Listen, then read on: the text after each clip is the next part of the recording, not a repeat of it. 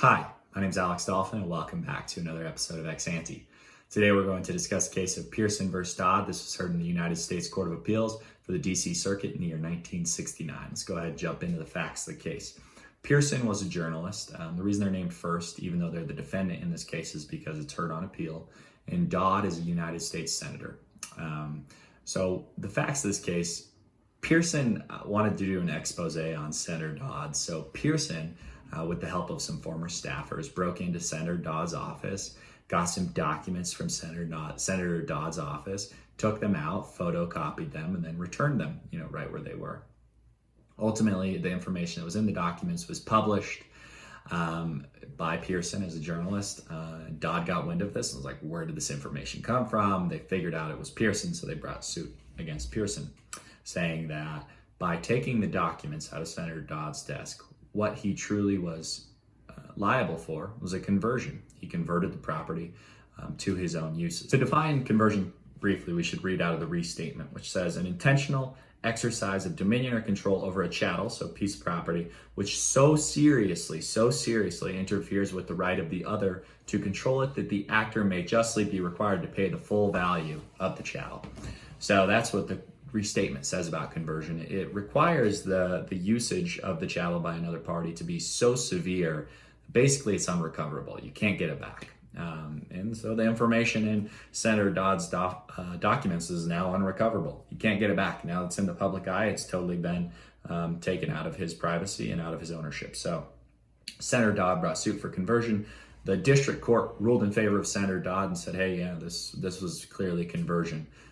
Pearson appealed. So that's what the decision that we're reading is about, is the appeal from Pearson saying that, hey, this isn't conversion. So the court has to consider two things to, decide whether or not what Pearson did with these documents amounts to a conversion. The first thing that the court is going to consider is whether the documents were damaged physically. And that's a pretty easy one to answer. The documents weren't damaged physically. They were taken, photocopied, put back right where they were. So there was no physical damage to the documents. The second one they need to consider is, were the ideas in the documents unjustly published, unjustly interfered with, and seriously interfered with so as to constitute a conversion? The court grapples with this for a little bit. Ultimately, what they do in a roundabout way, they don't say copyright, but what they're saying is because the information wasn't copyrightable, because it wasn't original, it's mostly just an amalgam of facts, Dodd doesn't really have a property right to the information in the documents. It wasn't unique. It wasn't a work of authorship. So the court ultimately rules in favor of Pearson, saying that this isn't a conversion because the documents weren't damaged and the ideas weren't unique enough so as to grant Senator Dodd ownership over the abstract ideas contained in the documents.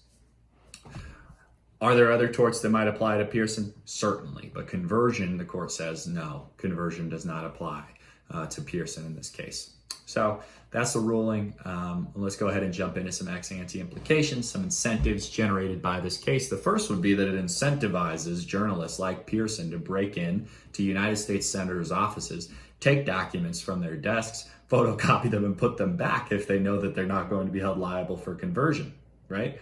That seems like a bad thing in some sense. If you don't like Senator Ted Cruz or Senator Chuck Schumer, you could just break into their office, take their personal documents, photocopy them, or maybe just even take pictures on your camera now, on your cell phone, put them back, and that doesn't amount to any liability for conversion, even though you're completely stripping the ideas out of that document, publishing them, and taking any ownership that the senators would have had over that information just completely out of their control. So that's one thing to consider. The second thing to consider is maybe it is good for people like Pearson to not be held liable for conversion. And I think this is probably what the court is grappling with. Do we want to disincentivize journalists from getting information which might be under wraps, getting information which might be hidden by government officers for bad reasons, for bad motives, for corruption, to enrich themselves off of the government and off of the taxpayer dollars? Is that something that we want senators to be able to hide indefinitely and forever? And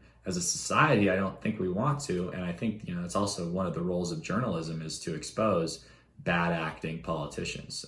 Whether Senator Dodd was a bad acting politician in this scenario, I don't really want to discuss that, but just the incentive, do we want journalists to be able to expose bad acting senators and politicians? Or two, do we want those senators to have privacy? And I think there's a fine line there that's probably really tough to draw, and that's why the Court of Appeals had a difficult time drawing it. But they ultimately did rule that conversion is a narrow tort, and that information has to be severely damaged because the information in the document wasn't copyrightable, really wasn't damaged. So thanks so much for watching this video. I hope you enjoyed it. If you'd like to see more, go ahead and hit the subscribe button, and I hope you have a great rest of your day. Bye-bye.